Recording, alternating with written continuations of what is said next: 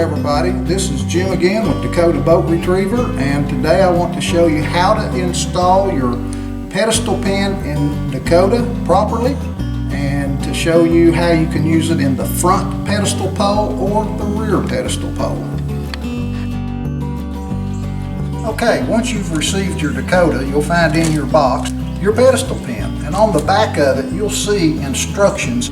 Okay, now this is how you install the pedestal pin.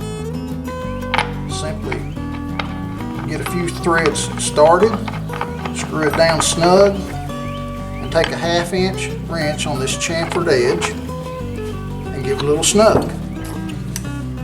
And you're ready to install in your front pedestal pole or rear.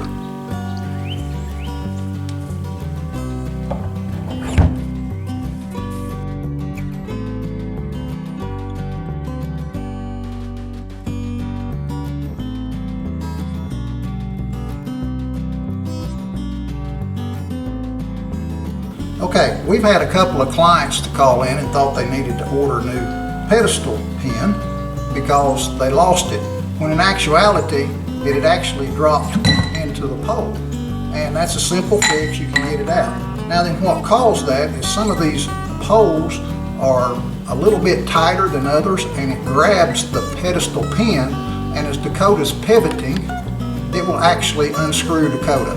And if you don't check the tightness of this pin on occasion, you can lose your pedestal pin and it will simply drop into here. So when I install a pedestal pin in my Dakota, and I recommend this for everybody,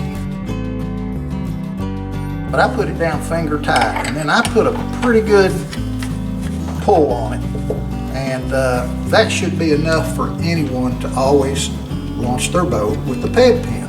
But I've got another fix for those of you that want to really make sure it's not going to come out. You can take just Loctite and back on about the 2nd or 3rd thread, just put a drop onto the ped pin, and actually you can use anything that's waterproof and tacky. I mean, you could even paint the threads.